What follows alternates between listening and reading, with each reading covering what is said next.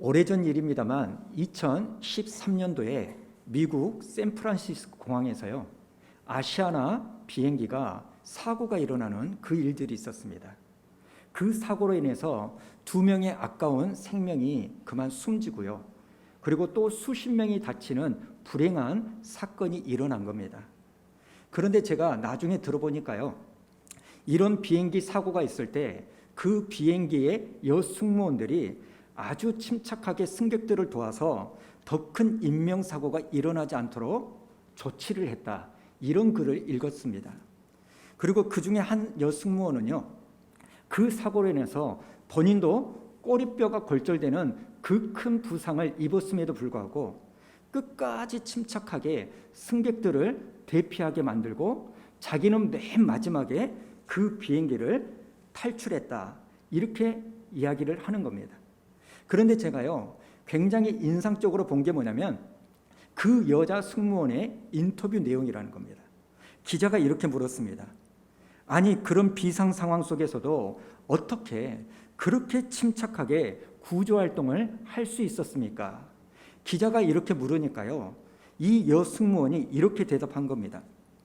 평소에 비상 상황 대비 훈련을 받은 그대로, 그리고 비상 상황 매뉴얼대로 하니까 생각이 또렷해지고 몸도 자동적으로 움직였습니다. 이런 이야기를 하는 겁니다. 저는 목사이다 보니까요, 이게 영적으로 너무나 의미가 있구나, 그런 생각을 하는 겁니다. 평소에 이런 위기가 없을 때 마치 이런 일이 일어날 것처럼 대비하고 준비하는 이 자세, 이게 우리 신앙인들이 가져야 될 태도라는 겁니다. 사실 지금 우리는요, 코로나로 인해서 너무나 큰 어려움 가운데 빠져 있는데, 제가 어느 기사를 보니까요, 우리나라가 그래도 다른 나라에 비해서 상대적으로 방역의 성과를 거두고 있는 것에는 바로 정은경 질병관리청장이 큰 역할을 했다, 이런 기사를 제가 본 적이 있습니다. 그러면서 그 기사가 하는 말이 뭐냐면, 이 정은경 청장이 2015년도 메르스 사태를 겪고 나서 그 메르스 사태의 실패와 오답 노트를 기록하고요, 그리고 이 코로나가 발병하기 6개월 전에 집단 감염병 대응 절차라고 하는 매뉴얼을 만들었기 때문에 그게 초기에 우리나라에서 코로나가 확산하는 것을 막을 수 있는 큰 도움이 되었다는 기사를 본 적이 있습니다. 여러분, 이게 우리에게 굉장히 중요한 인사이트를 주지 않습니까? 미리 대비하고 미리 매뉴얼을 준비하는 이 자세가 영적으로도 그렇고 이 세상의 법칙에서 굉장히 중요하다는 겁니다. 제가 왜 이런 말씀을 드리냐면, 지금 하나님께서 이스라엘 백성들에게 신명기 말씀을 주신 목적이 바로 여기에 있다는 겁니다. 오늘 우리가 읽은 이 신명기는요, 한자로 신명기, 보이시죠? 이렇게 써져 있습니다. 하나님의 명령을 뜻하는 신명기, 새로운 명령을 뜻하는 신명기로 한자가 쓰여져 있는 게 아니라 거듭할 신, 이 거듭할 신이 기록된 신명기로 기록되어져 있는 거예요. 뭘 의미할까요? 하나님께서 거듭해서 강조해서 들려주시는 명령, 말씀이라는 겁니다. 그렇다면 자동적으로 우리는 이런 질문을 던질 수 있지 않습니까? 아니, 하나님은 왜 그토록 기다리던 가나안 땅을 앞둔 이스라엘 백성들에게 마치 잔소리처럼 했던 소리 또 하고 했던 소리 또 하는 이런 말씀과 명령을 반복하시는 걸까? 여러분, 그 이유는 간단합니다. 그 당시 가나안 땅은요, 한마디로 말해서 타락한 땅입니다. 지금 이스라엘 백성들은 40년의 광야 생활을 끝내고 그토록 기다리고 바라던 가나안 땅에 들어가지만, 여러분, 이 가나안 땅은 겉으로 보기에는 젖과 꿀이 흐르는 화려한 땅으로 보이지만 실상은요, 그 가나안 땅은 우상이 가득한 땅입니다. 바알 종교라는 그 종교 자체가 음란한 종교고요, 그리고 그 가나안의 문화라는 것은 내가 원하는 것을 이루기 위해서는 무슨 짓을 해도 괜찮다라는 이런 사회적 분위기가 형성되던 그 땅이 가나안 땅이라는 겁니다. 그렇기 때문에 하나님은 아시는 겁니다. 신명기 31장 16절에 보면 하나님께서 이스라엘 백성들에게 이렇게 말씀하시는데요, 한번 들어보십시오. 또 여호와께서 모세에게 이르시되 이 백성은 그 땅으로 들어가 음란히 그 땅의 이방 신들을 따르며 일어날 것이요 나를 버리고 내가 그들과 맺은 언약을 어길 것이라. 지금 하나님은 아신 거예요. 이스라엘 백성들이 가나안 땅에 들어가면 어떤 행동을 할 건지 알고 미리 경고하시는 겁니다. 이것은요 모세도 마찬가지 아닙니까? 그 다음 31장 29절에 보니까 이런 말씀이 있는데요. 자, 우리 한번 읽어볼까요? 시작.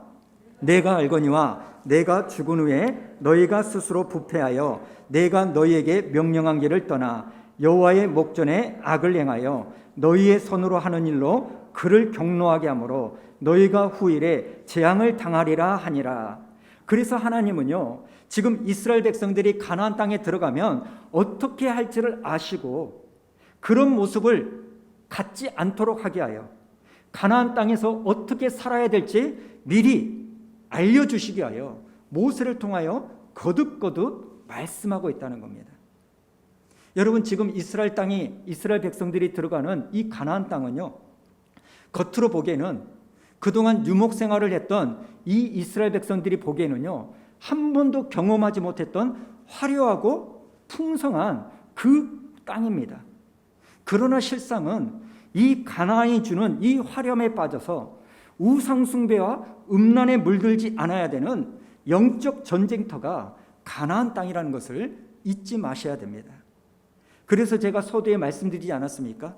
그게 무슨 아시아나 비행기 사고든 아니면 코로나로 인한 어려운 삶의 문제든지 상관없이 우리는요 하나님이 미리 말씀해 주신 이 말씀의 매뉴얼을 가지고 훈련하고 준비하고 대비하는 이 태도가 필요한 줄로 믿습니다. 그런데 우리의 실상은요 그렇지 못합니다. 영적으로 너무너무 방심하고 있는 거예요. 그래서 우리는 에베소서 6장 12절에 나오는 이 말씀을 기억해야 되는데요. 자, 12절 우리 한번 다 같이 읽어볼까요? 시작. 우리의 씨름은 혈과 육에 상대하는 것이 아니요 통치자들과 권세들과 이 어둠의 세상 주관자들과 하늘에 있는 악의 영들을 상대함이라. 베드로전서 5장 8절도 마찬가지입니다. 근신하라 깨어라 너희 대적 마귀가 우는 사자같이 두루다니며 삼킬 자를 찾나니. 그렇기 때문에 여러분 우리는요 우리 눈에 보이지 않는 이 영적 전쟁을 치르고 있는 사실을 잊지 마셔야 돼요. 지금 마귀는요 우리의 감정이라든지 물질이라든지 내가 처해 있는 형편을 가지고 그게 비록 사실이라 할지라도 끊임없이 그것을 이용해서 우리를 무너뜨리려고 우는 사자처럼 공격하고 있다는 사실입니다. 우리가 너무나 마음 아픈 게 그거 아닙니까? 한때 하나님의 종으로서 너무나 큰 일을 이루었던 그 위대한 목사님들이 그 인생의 말년에 물질로 성적 타락으로 무너지는 것을 보면 우리가 안타깝기도 하고요 속이 상하기도 하고 분노가 치밀어서 때로는 욕을 하기도 합니다만 여러분 그럴 때마다 하나님께서 저에게 들려주시는 음성이 뭔지 아십니까? 그 다음은 너일 수 있다. 그 음성을 들을 때마다 제가 두려운 거예요. 여러분 남 뭐라 할 때가 아닙니다. 그걸 보고 우리가 뭘 생각해야 되냐면 다음은 나일 수도 있다라는 긴장감을 가지고 살아야 돼요. 왜 그렇습니까? 제가요 영적인 전쟁 중이니까요.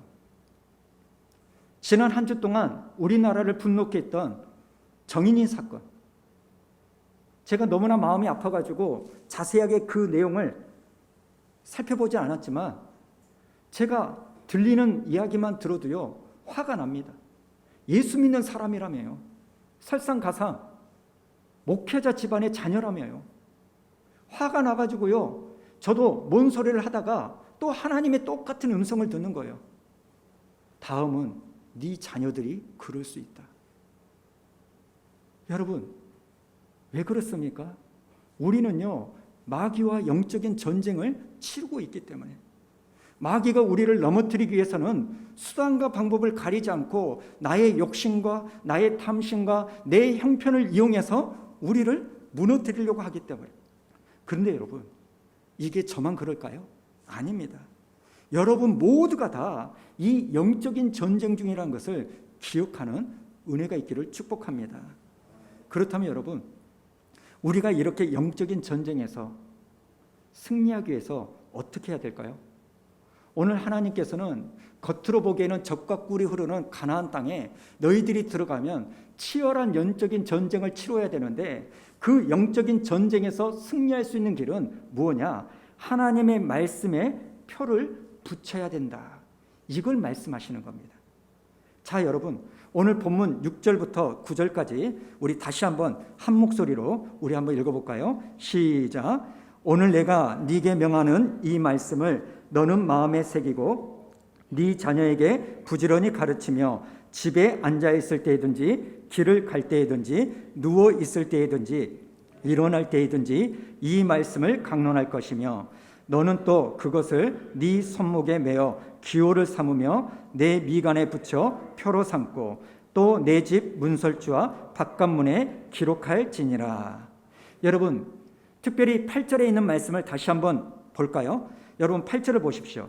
지금 8절에 보니까 하나님의 말씀을 어디에 붙여야 된다고 말합니까? 8절에 보니까 손목하고 미간에 붙이라고 말하는 거예요. 하나님의 말씀을 네 손목과 미간에 붙여야 된다는 겁니다. 근데 놀라운 게 뭔지 아십니까? 이렇게 말씀을 손목과 미간에 붙이는 이것을요, 마귀가 도용하고 있다는 거예요. 이게 무슨 말이냐면 요한계시록 3장 16절 한번 보십시오. 16절에 보면 그가 모든 자 곧 작은 자나 큰 자나 부자나 가난한 자나 자유인이나 종들에게, 그 다음에 잘 보세요, 그 오른손에나 이마에 뭐를 받게 한다고요? 표를 받게 한다는 거예요. 지금 사단이 어디에 표를 받게 해요? 오른손이나 이마에 표를 받게 하는 거예요. 그러면 이 표는 어떤 표입니까? 그 다음 18절에 보면 그게 나오는데요. 자, 18절 읽어볼까요? 시작. 지혜가 여기 있으니 총명한 자는 그 짐승의 수를 세어보라. 그것은 사람의 수니 그의 수는 666이니라. 여러분, 그 유명한 666이 여기에 나오는 거예요. 그러니까 요한계시록에 나오는 짐승의 수, 이 666을 오른손이나 이마에 붙이게 하려는 이 사단의 시도는요, 오늘 본문 신명기 6장에 나오는 이 말씀을 도용한 교활한 시도라는 거예요. 그리고 대부분의 학자들은요, 여기에 나오는 666을 뭐라고 해석하냐? 이건 그 당시 로마 황제였던 네로 황제를 가리킨다, 이렇게 말해요. 왜 이렇게 분석한가 보니까요, 히브리어나 헬라어는 알파벳을 숫자로 바꾸어서 표시할 수 있다는 겁니다.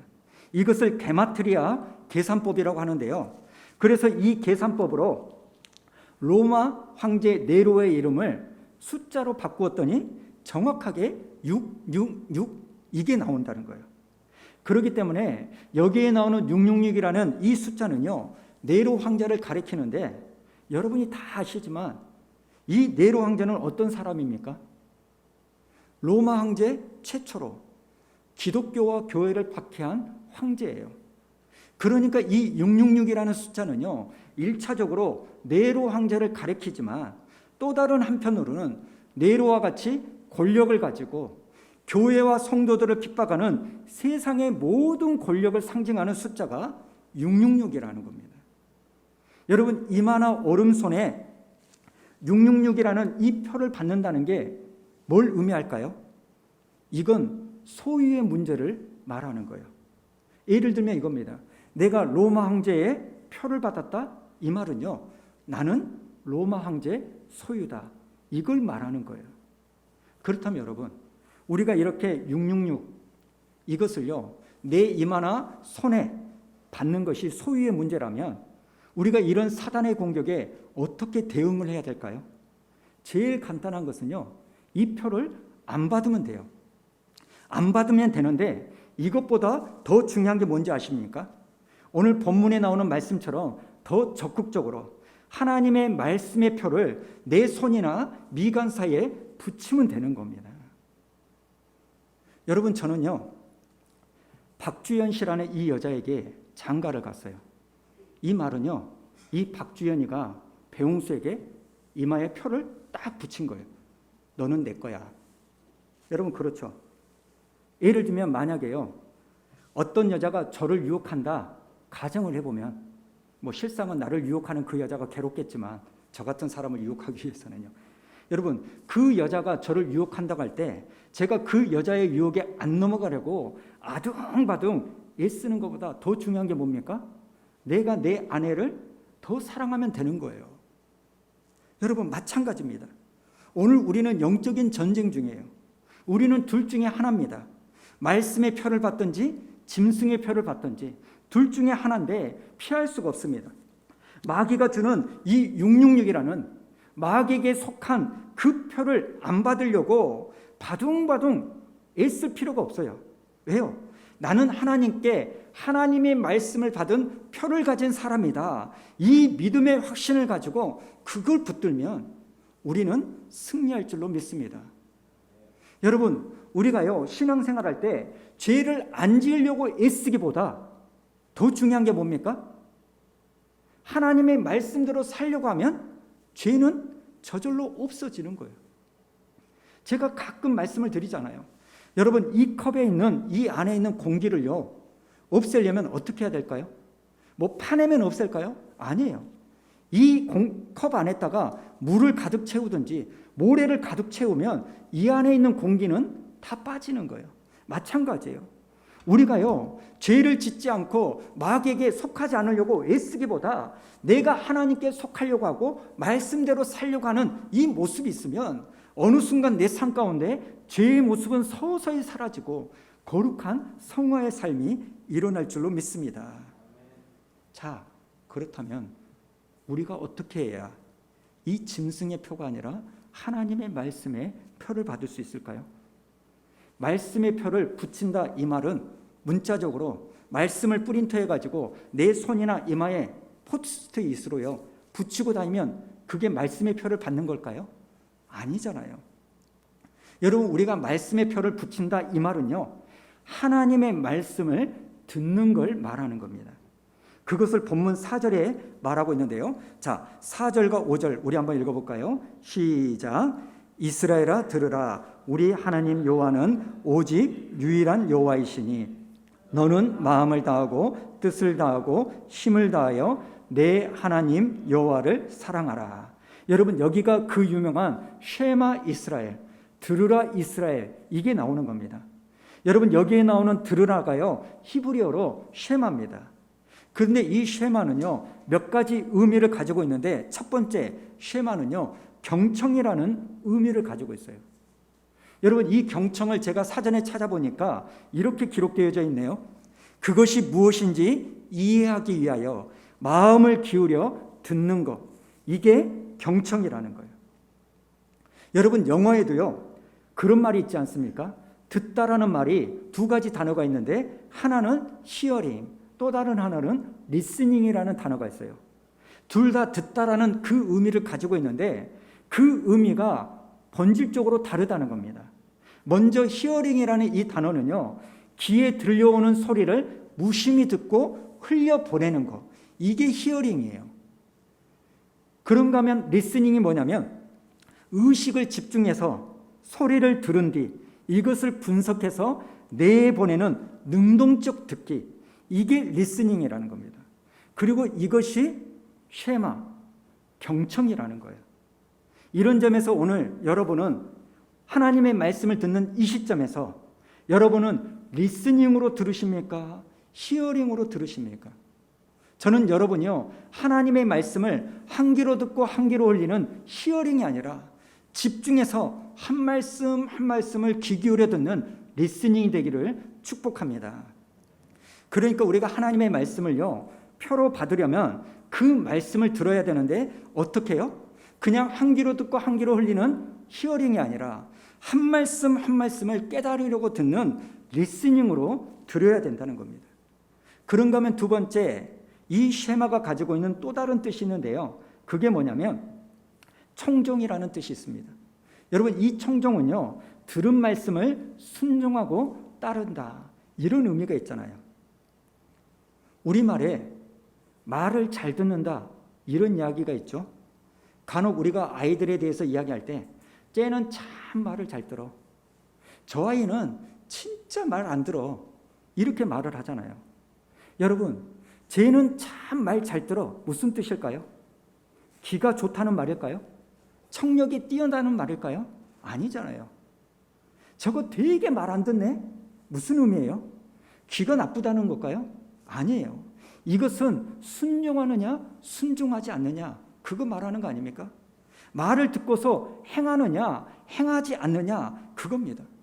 들었는데도 순종하지 않으면 말 안 듣는 놈이고, 그 말을 듣고 순종하면 말을 잘 듣는 놈 아닙니까? 우리는 간혹 이런 태도를 가지기 쉬워요.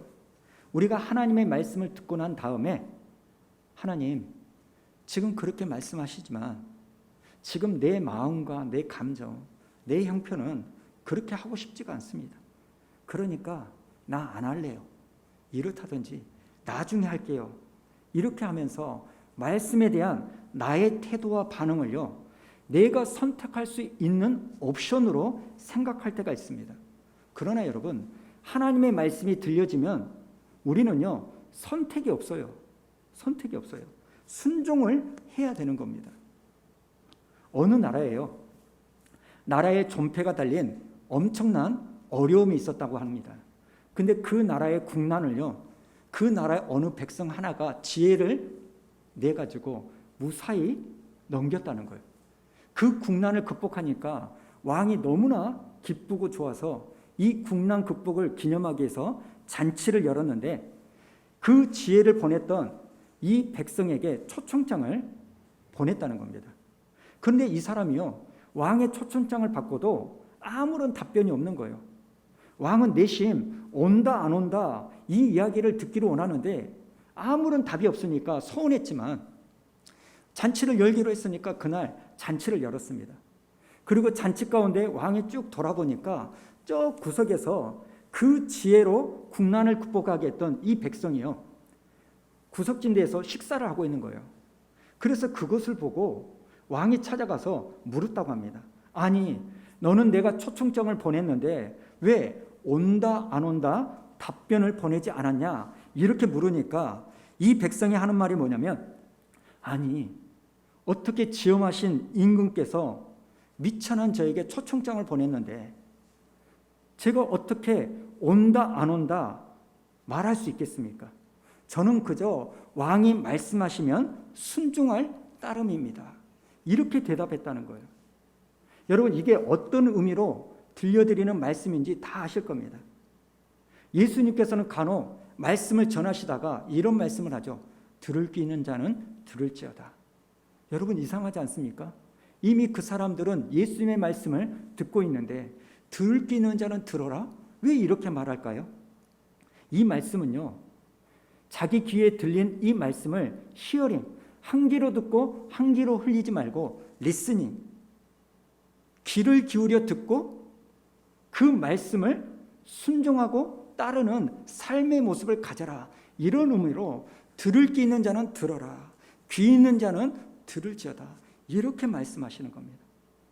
사랑하는 성도 여러분, 하나님의 말씀이 들려질 때 우리의 생각과 형편으로 이 말씀은 내가 순종해야 될 말씀이야. 아, 이 말씀은 내가 순종하기 싫어. 순종할 수 없어. 지금 이 말씀은 좀 목사가 어떤 의도를 가지고 이렇게 말하는 것 같아. 그래서 나는 순종하기 싫어. 이게 아니라는 겁니다. 여러분은 하나님의 말씀이라면 온전히 순종하는 믿음의 길을 걸어가기를 축복합니다. 여러분, 하나님의 말씀을 들을 때 중요한 영적 원리 하나가 있습니다. 그게 뭐냐면, 일단 하나님의 말씀이 우리의 귀에 들려지잖아요. 그러면 그 말씀이 축복의 말씀이든지 저주의 말씀이든지 상관없이 여러분, 그 말씀을 대하는 내 태도에 따라서 이 말씀이 축복의 말씀이 될 수 있고 심판의 말씀이 될 수 있다는 거예요. 이게 무슨 말이냐면, 우리는 지난 주일날 가인의 제사에 대해서 살펴봤잖아요. 가인은 하나님이 자기의 예배를 받지 않는 걸 보고 안색이 변하고 화가 무척 납니다. 그걸 보고 하나님이 가인에게 찾아오셔요. 그리고 말씀하십니다. 자, 창세기 4장 6절, 7절 우리 한번 읽어볼까요? 시작. 여호와께서 가인에게 이르시되 네가 분하여 함은 어찌 됨이며 안색이 변함은 어찌 됨이냐. 네가 선을 행하면 어찌 낯을 들지 못하겠느냐. 선을 행하지 아니하면 죄가 문에 엎드려 있느니라. 죄가 너를 원하나 너는 죄를 다스릴지니라. 지금 하나님께서 이렇게 말씀하시는데 가인의 태도가 뭡니까? 이 말씀을 리스닝, 귀를 기울여 듣지 않고 히어링한 거예요. 한 귀로 듣고 한 귀로 흘립니다. 그리고 그 말씀을 듣고도 청종하지 않아요. 쉐마하지 않았다는 겁니다. 그러니까 결과가 어떻게 됩니까? 8절을 보십시오. 8절에 보니까요, 가인이 그의 아우 아벨에게 말하고 그들이 들에 있을 때 그 다음에 어떤 일이 일어납니까? 가인이 그의 아우 아벨을 쳐 죽이니라. 여러분, 지금 가인은요 하나님의 말씀을 쉐마, 귀 기울여 듣지 않았습니다. 그러니까 어떤 일이 벌어져요? 자기 동생을 쳐 죽이는 살인을 저지르는 거예요. 여러분, 이것은 사도행전에도 비슷한 말씀이 나오지 않습니까? 베드로가 설교했을 때는 3,000명이 넘는 사람들이 구원받는 그 구원의 역사가 일어났는데, 스데반 집사가 설교했을 때는요 이 스데반을 돌로 쳐 죽이는 살인이 일어나요. 아니 여러분, 똑같은 복음의 말씀을 전했는데 왜 이렇게 결과가 극명하게 달라집니까? 여러분, 이렇게 말하지 마세요. 베드로는 능력 있는 사도였기 때문에 구원의 역사를 이룬 거고, 스데반은 능력 없는 집사였으니까 돌을 든 거다. 여러분, 이상한 생각을 하지 마시기 바랍니다. 여러분, 이것은요 가슴을 치고 하나님의 말씀을 들은 사람은 구원을 받게 되는 거고요, 이를 갈며 하나님의 말씀을 들을 때는 돌을 드는 살인자가 되는 겁니다. 오늘 우리의 귓가에 하나님의 말씀이 들려집니까? 그 말씀을 어떻게 반응하냐에 따라서, 어떻게 듣느냐에 따라서 우리는요 은혜를 받고 구원을 받는 인생이 될 수도 있고, 이를 갈며 돌을 드는 살인자의 핍박자가 될 수 있는 거예요. 오늘 말씀을 좀 마무리하겠습니다. 오늘 본문 신명기는 모세가요 이스라엘 백성들에게 고별 설교하는 내용이에요. 이스라엘 백성들은 지금 그토록 기다리던 약속의 땅, 가나안 땅에 들어가게 되었다고 너무나 설레고 기대하고 너무나 기뻐하지만, 모세는요 결코 기뻐하지 못합니다. 왜요? 이스라엘 백성들이 들어갈 그 가나안 땅은 영적 전쟁이 있는 치열한 삶의 현장인데, 그것에 애가 타서 절박한 마음을 가지고 반복해서 하나님의 말씀을 전합니다. 이스라엘아 들어라, 이스라엘아 들어라, 쉐마 이스라엘. 무슨 말입니까? 제발 좀 하나님의 말씀을 듣고 살아라. 왜 이렇게 모세는 끊임없이 반복해서 잔소리처럼 이렇게 강조하는 걸까요? 이스라엘 백성들이 들어가는 그 가나안 땅은요, 그 땅을 정복하고 그 땅에 물들지 않는 삶을 살 수 있는 길은 하나님의 말씀을 잘 들어가지고 그 말씀에 순종하는 방법 외에는 없기 때문 아닙니까? 여러분, 우리가 여호수아서를 보면 잘 알듯이요, 여호수아서를 보면 어쩔 때 전쟁에서 이스라엘이 이기고 어쩔 때 전쟁에서 이스라엘이 패배합니까? 상대방보다 무기가 더 좋고 군사의 숫자가 많으면 승리하고, 무기가 안 좋고 군사의 수가 적으면 이스라엘이 패하던가요? 아닙니다. 여호수아에서 나오는 전쟁의 승패는요 무기의 유무, 군사의 숫자에 달려있는 게 아니라 이들이 얼마나 하나님의 말씀에 순종하는가 순종하지 않는가로 전쟁의 승패가 갈라지는 것을 보여주는 거 아닙니까? 여러분, 이것은요 오늘을 살고 있는 저와 여러분도 마찬가지입니다. 하나님의 말씀을 잘 듣고 이 말씀을 표로 삼는 것이 오늘날 코로나19 이 시대를 살아가는 우리들이 사는 길을 살 수 있는 길임을 기억하시고, 하나님의 말씀을 잘 기울여 듣고 가까이 하는 저와 여러분 되기를 축복합니다. 그래서 이번 한 주 동안 여러분 들으라 이스라엘아 이렇게 말씀하시는 하나님의 말씀을 잘 들으셔서 히어링이 아니라 리스닝 청종하는 그 삶을 사셔서 하나님의 말씀이 여러분의 힘이 되고 능력이 되기를 축복합니다. 교회 홈페이지에도 좀 올려드리겠습니다만 여러분 말씀을 들어야 우리가 살 수 있습니다. 그래서 특별히 이번 한 주 동안 여러분 큐티를 빼지 마시고요. 그리고 성경 통독표에 나오는 말씀을 가까이 읽으시고요. 그리고 할 수만 있으면 오늘 본문 신명기 6장 4절부터 9절에 나오는 이 말씀을 여러분 암송하셔서 시간이 있을 때마다 되뇌이셔서 그 말씀을 통하여 감동이 오는 대로 순종하는 여러분이 되셔서 이번 한 주 동안 사시고 나실 때 하나님이 여러분을 향하여 야 너는 참 내 말을 잘 들어 이렇게 인정함을 받고 칭찬을 받는 저와 여러분 되기를 축복합니다.